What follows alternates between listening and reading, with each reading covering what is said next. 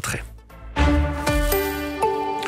Faut-il donner une allocation universelle aux jeunes ? Le milieu de la pornographie en ligne est-il pourri de l'intérieur ? 2 sujets en débat dans le Parti pris ce matin, 2 thèmes d'actualité en discussion avec Isabella Lenarduzzi, bonjour, fondatrice de Jump, qui milite pour l'égalité des femmes et des hommes au travail, et Antoine de Bormann, bonjour.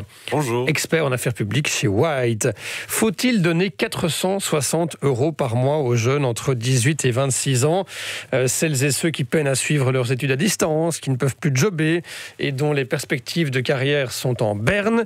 Allocation universelle pour les jeunes, c'est ce que proposait ce lundi dans Matin Première la coprésidente d'Écolo, Raja Mawan. Ça serait donner une allocation à un jeune qui démarre dans la vie, à partir de quand et combien ?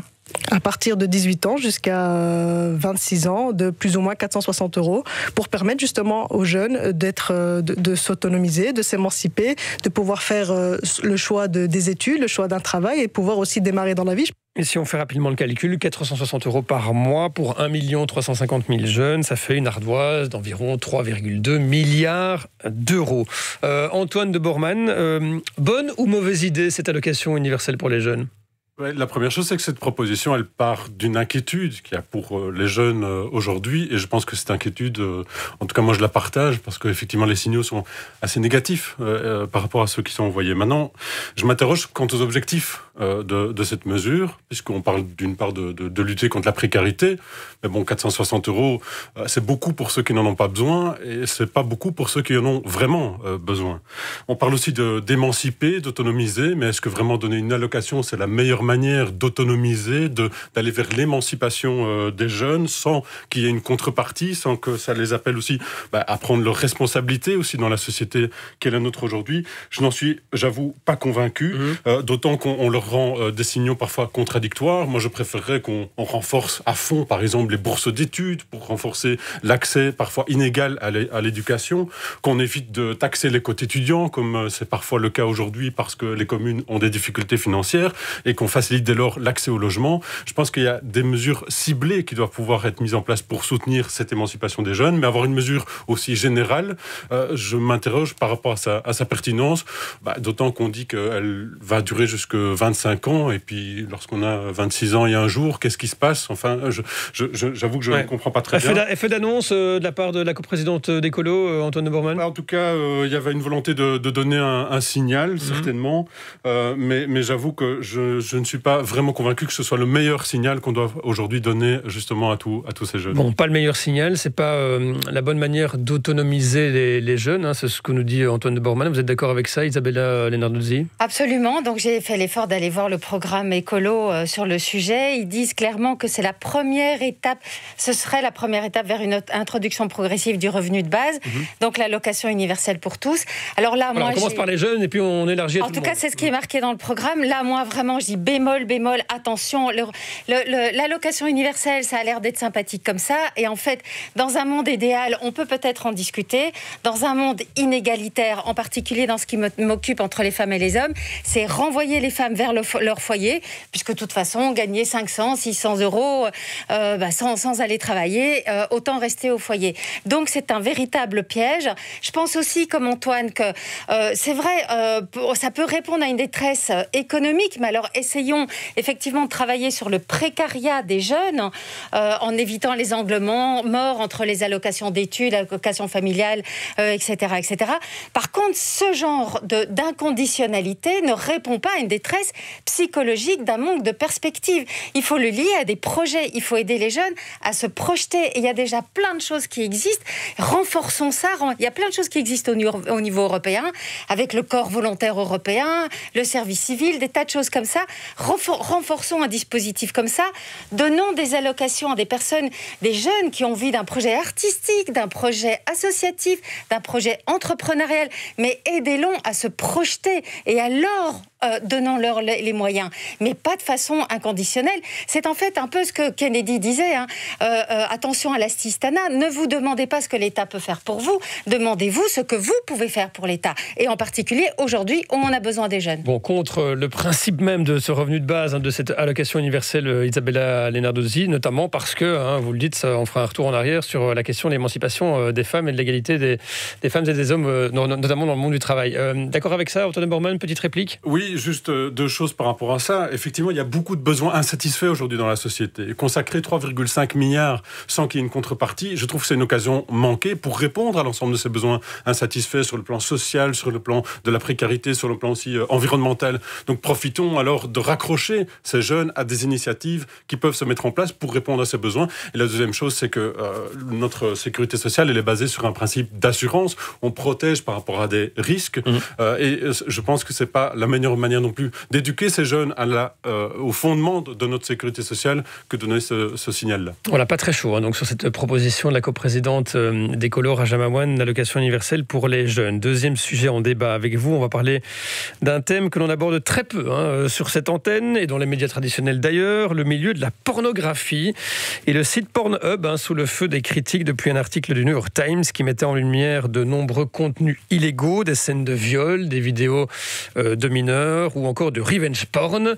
Depuis, Pornhub fait le ménage, a supprimé de son site plus de 8 millions de vidéos provenant d'utilisateurs non vérifiés, ce qui met en lumière les dérives de l'univers de la pornographie, comme nous l'expliquait en 2018 sur La Première le journaliste Robin D'Angelo, auteur d'une enquête sur le porno amateur. C'est très difficile en fait pour une actrice de dire non.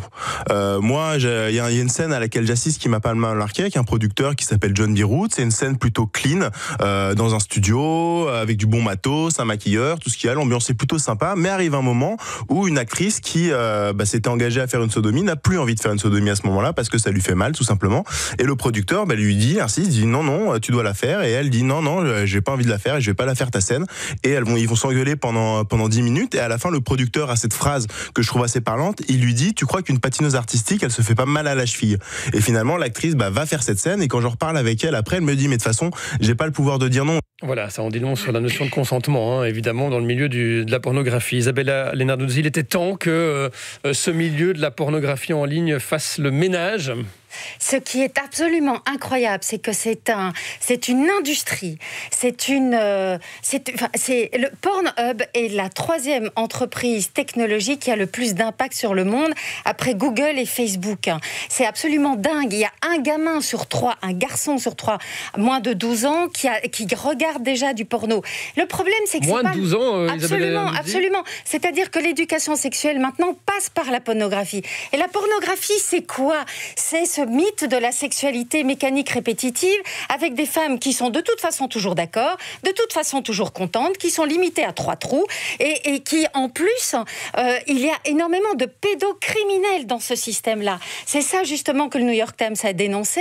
Ils ont vu qu'il y avait des playlists dans Pornhub où on peut faire playlist de jeunes filles, jeunes ados timides, jeunes asiatiques, jeunes ados asiatiques. Attention, mais des trucs complètement fous. Alors évidemment, ça ne peut pas être consenti.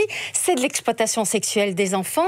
Ça donne une image absolument dramatique. Et vous savez quoi? Alors pendant le premier confinement, on a fait une évaluation en Europe.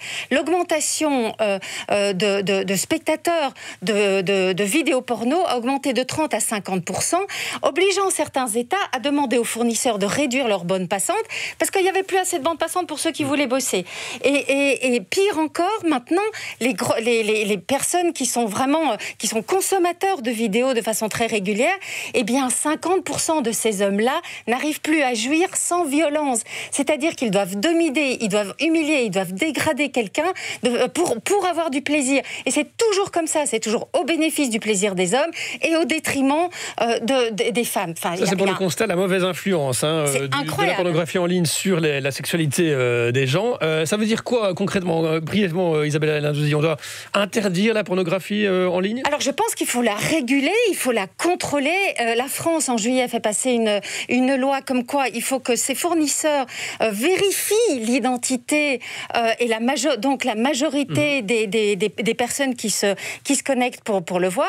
Et alors Pornhub directement, après cette magnifique enquête qui a été faite par le New York Times, eh bien on est passé de 14 millions de vidéos à uniquement 3 ou 4 millions de vidéos, c'est-à-dire faites par des studios professionnels. C'est déjà une première régulation, mais il faut aller beaucoup plus loin. Il y a du boulot, Antoine de Bourman, concernant la pornographie en ligne. Il faut la réguler un peu plus que ce qu'on fait actuellement ? Il faut certainement la réguler. La pornographie, c'est un poids économique, c'est une industrie. Un quart des recherches sur Internet importent sur des termes sexuels. D'ailleurs, un tiers des utilisateurs sont des femmes. J'ai vu ça hier.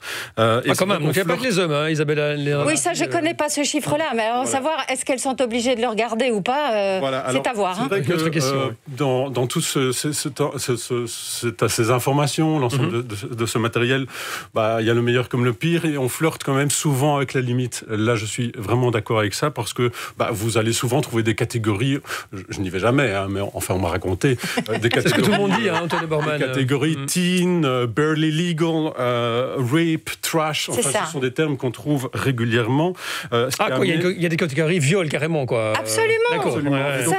Femme inconsciente. Et donc Pornhub a diminué le nombre de ses vidéos de 13,5 à 2,9 millions sur son site. Alors oui, effectivement, le contrôle est très faible, voire inexistant. En 2015, déjà, Pornhub avait été accusé de mettre en ligne des positions de revenge porn, donc ces vidéos où l'on met en fait des vidéos qu'on a filmées avec sa petite copine et puis on s'est séparés ou autre, et puis ça se retrouve sur Internet. Et elle avait dit qu'il y aurait, évidemment. Elle avait dit qu'il y aurait une autorégulation qui se remettrait en place, mais force est de constater 5 ans plus tard que cette autorégulation ne fonctionne pas. Et ce qui était un peu paradoxal, c'est que lorsqu'on distribue un flyer sur le trottoir en ville, bon, en ce temps-ci, je vous le déconseille, mais même d'habitude, il faut toujours mentionner un éditeur responsable. Sur Internet, force est de constater que les règles ne sont pas les mêmes. Par contre, c'est vrai qu'il y a quand même des évolutions intéressantes, justement cette semaine, puisque la Commission européenne a annoncé son Digital Service Act et le Digital Market Act.